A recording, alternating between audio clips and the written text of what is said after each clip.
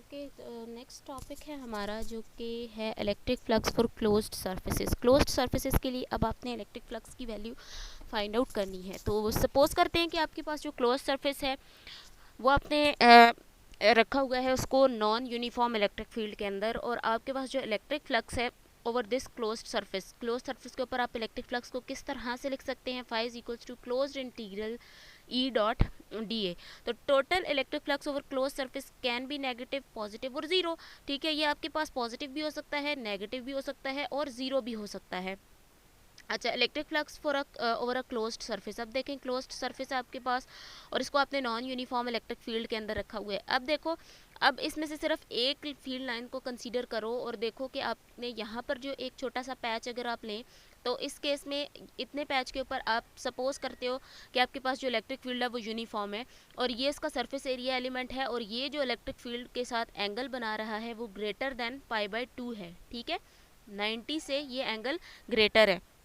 उसके बाद अगर आप इस सरफेस एरिया एलिमेंट को देखो तो इसके ऊपर जो इलेक्ट्रिक जो एरिया वेक्टर है वो ये है। तो ये एरिया वेक्टर आपके पास क्या कर रहा है? इलेक्ट्रिक फील्ड के साथ कितना एंगल बना रहा है?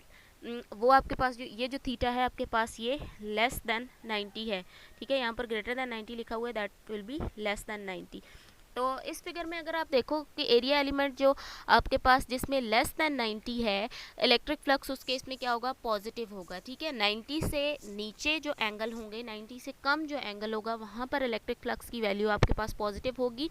और जहाँ पर आपके पास अगर आप एक और एरिया एलिमेंट कंसीडर करो तो इसमें एंगल अगर ग्रेटर देन 90 होगा तो इलेक्ट्रिक फ्लक्स आपके पास वहाँ पर क्या होगा?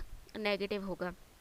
अच्छा, अब इसकी में क्या है कि इन जनरल जो आपके पास इलेक्ट्रिक फ्लक्स है वो नेगेटिव है अगर electric field lines enter the close surface, और पॉजिटिव होगा जब electric field lines leave the close surface होंगी। ठीक है, अगर इलेक्ट्रिक फील्ड लाइंस एंटर हो रही हैं तो इसका मतलब है कि वहाँ पर आपके पास जो इलेक्ट्रिक फ्लक्स है वो क्या होगा? नेगेटिव होगा।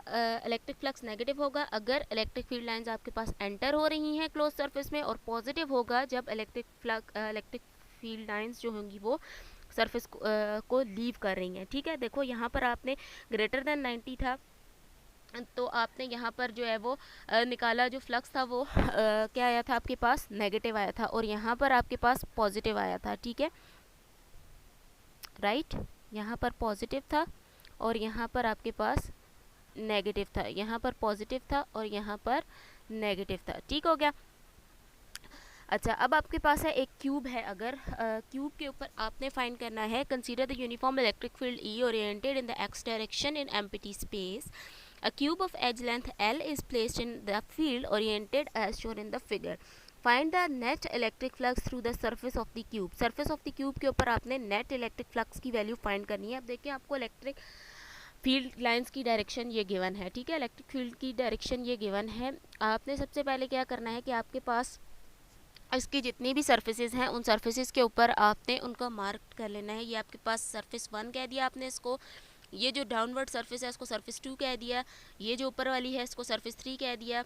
अच्छा, ये जो है आपके पास सरफेस, इसको आपने कह दिया कि ये आपके पास जो सरफेस नीचे वाली है इसको आपने 4 कह दिया, और ये इस साइड वाली जो है इसको 2 कह दिया। ठीक है, अच्छा, अब आप देखो इनमें से flux through 4 of the phases, 4 phases के ऊपर आपने फ्लक्स फाइंड करना है।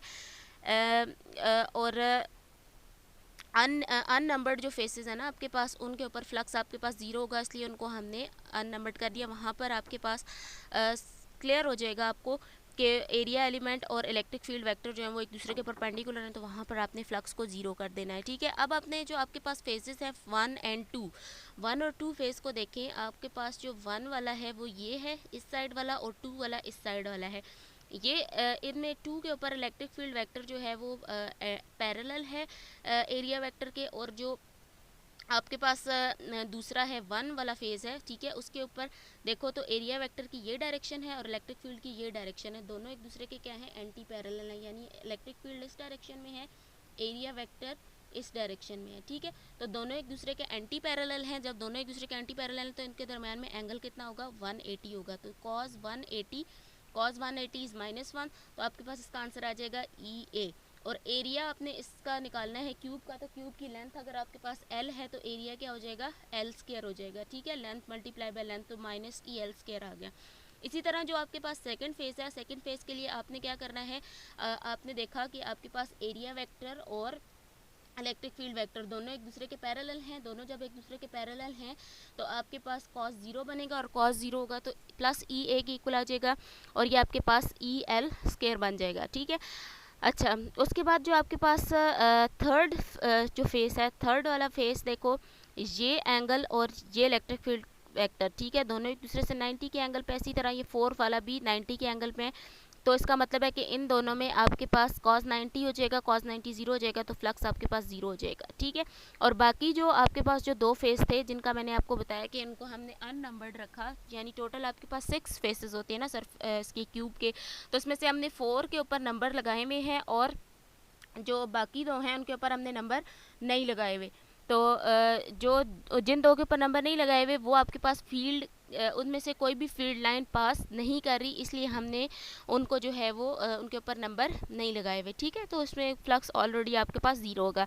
तो देखो अब आपके पास आपने 6 फेसेस का लिख लिया, तो आपने 6 फेसेस क्या लिखा, तो आपके पास जो एक पहले फेस पहला जिसको नंबर लिया था माइनस ई एल स्क्वायर, तो दूसरे के लिए प्लस ई एल स्क्वायर, उसके बाद अगले चारों के लिए ज़ीरो आ गया, तो minus E L square plus E L square ये भी एक दूसरे को कैंसिल कर देंगे, तो टोटल फ्लक्स आपके पास उस क्यूब के अंदर क्या हो जाएगा, ज़ीरो हो जाएगा। ठीक हो गया।